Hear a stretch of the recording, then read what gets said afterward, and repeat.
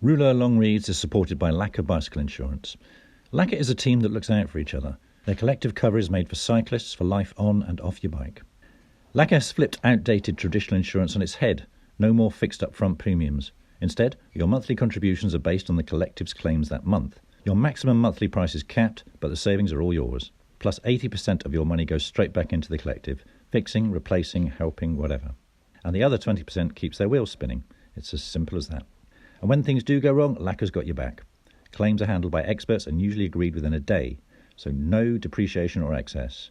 Lacquer does not do annual contracts locking you in. With Lacquer, if you want to leave, you can, anytime. If you're new to lacquer.co, you can get a £10 credit by signing up today. Use the code ROULEUR. Now then, here's an infomercial message for the discerning folk of Rouleurland. For the finest long-form cycling journalism and exquisite photography and design, why don't you simply subscribe to Rouleur magazine? It costs as little as £7 per month. Regular columnists include Orla Chenui, Roman Bardet and me, Ned Bolting, accompanied by features from the best writers and photographers in the business. Simply go to rouleur.cc. You know this makes sense.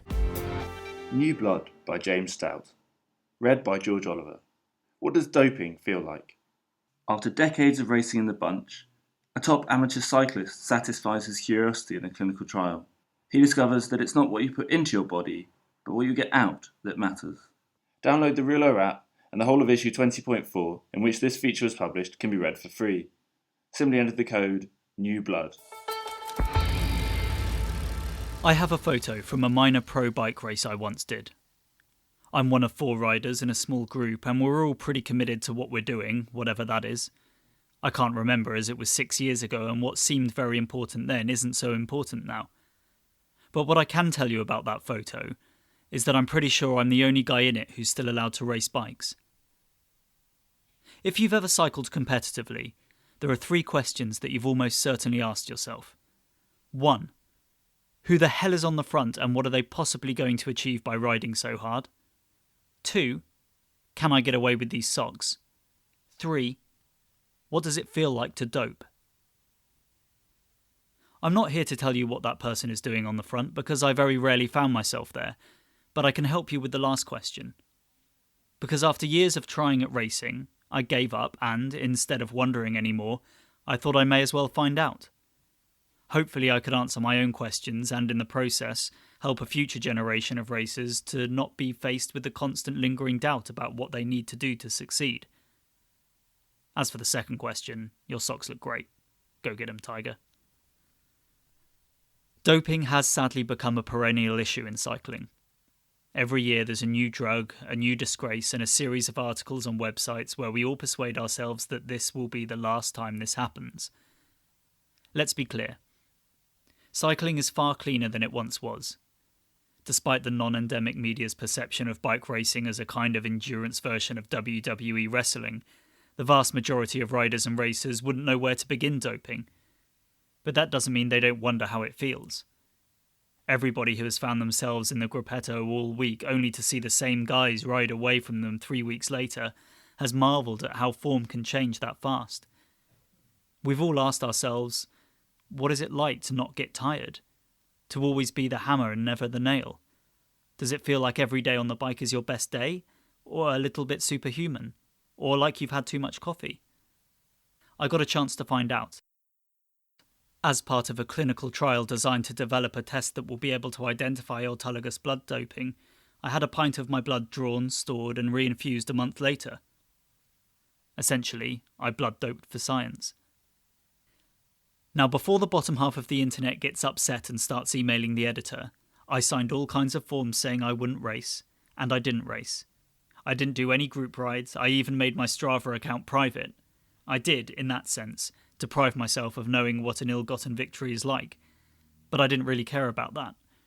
I wanted to know what my body would feel like.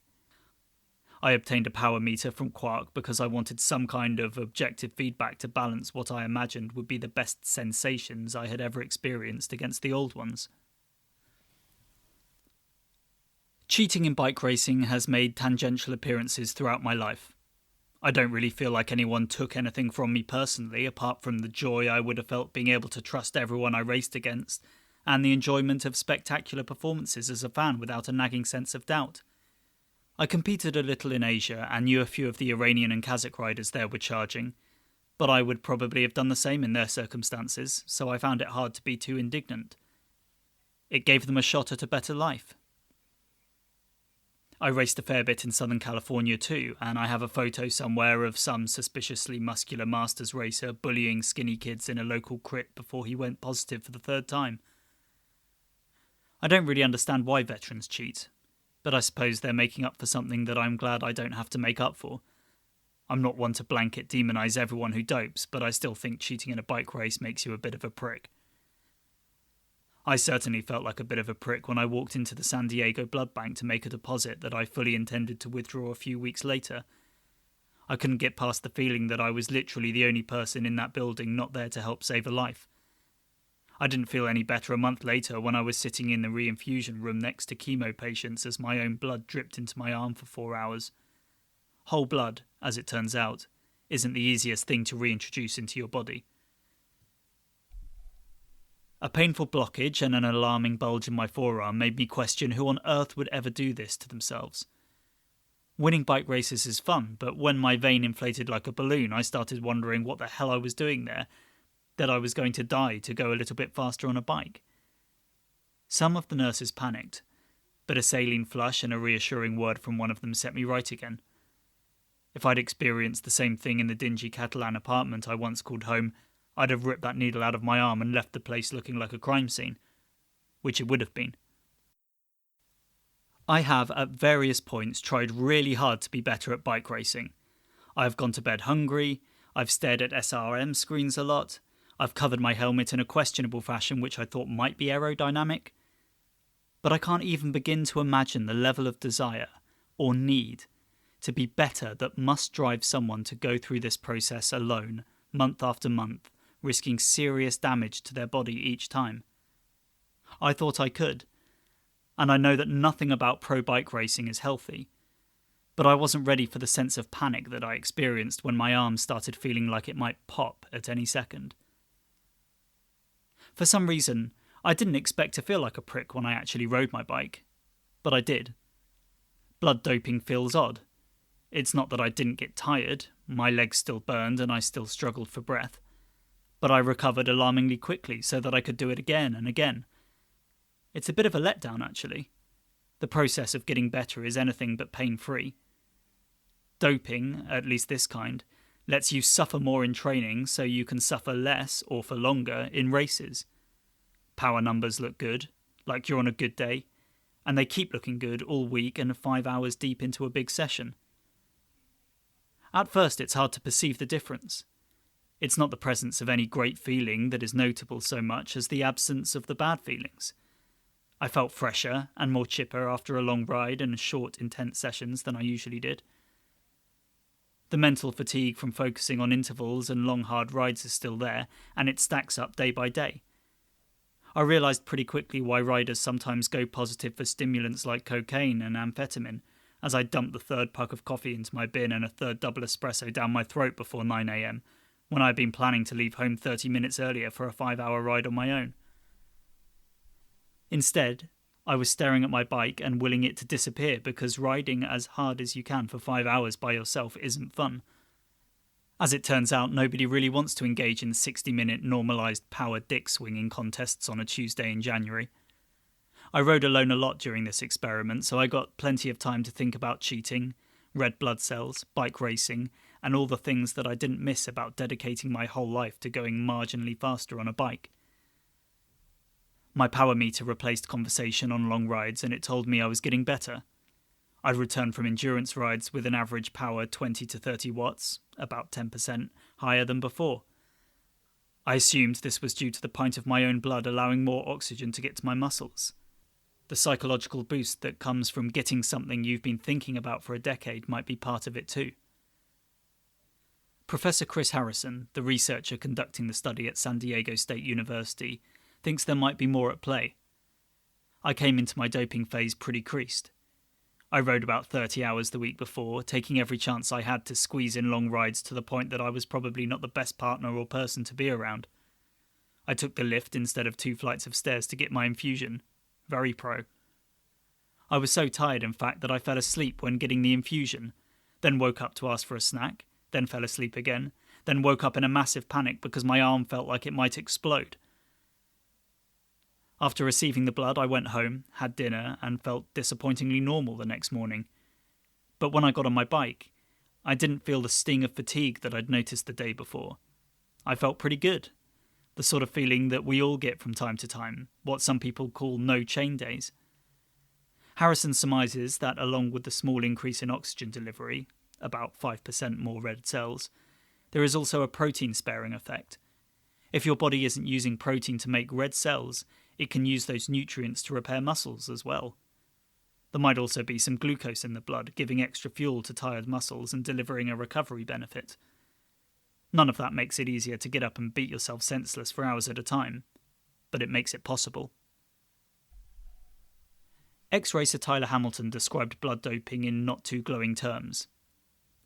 The key to riding with a BB blood transfusion is that you have to push past all the warning signs, past all the usual walls.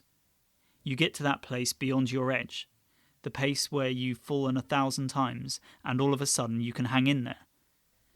You're not just surviving, you're competing, making moves, dictating the race.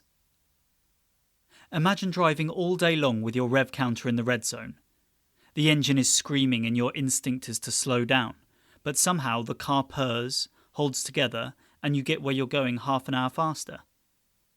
Bet you'd be gripping the wheel pretty tightly. It's this place beyond the limits that makes doping so very taxing, and that's without any of the guilt and fear Hamilton and other pro racers must have felt. It's incredibly hard to push your body every day into unfamiliar and petrifying territory. There's a lot about doping I didn't get to feel. I was supervised by a team of researchers who checked my blood values before and after every day's ride.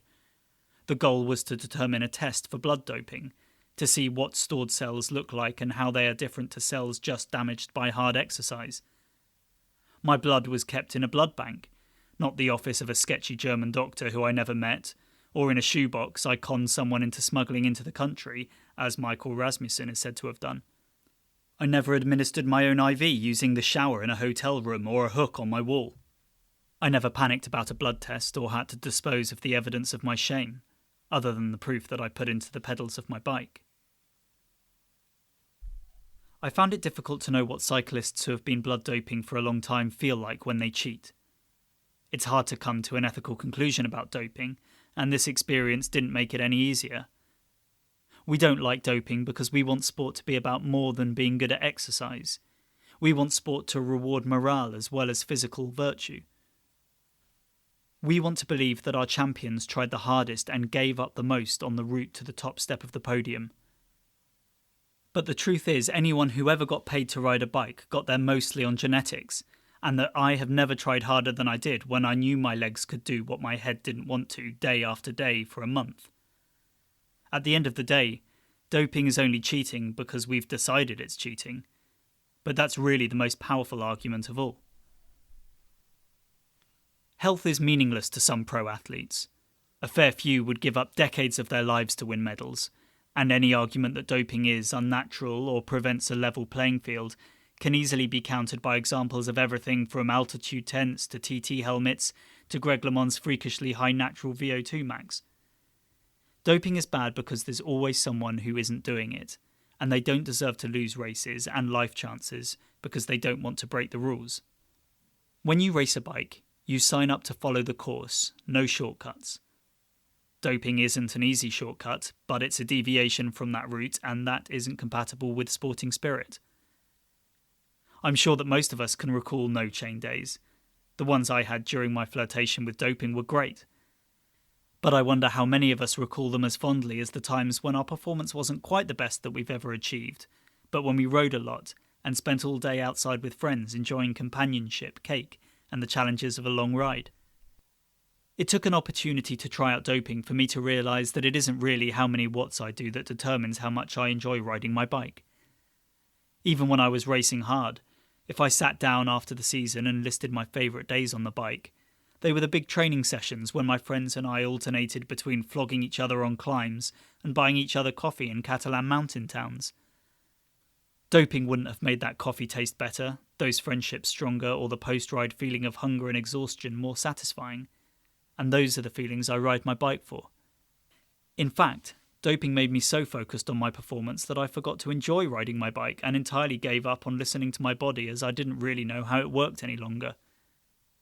So, here's your answer to the question about how doping feels. Not as good as your best days, and even when it's not actually cheating, pretty lonely.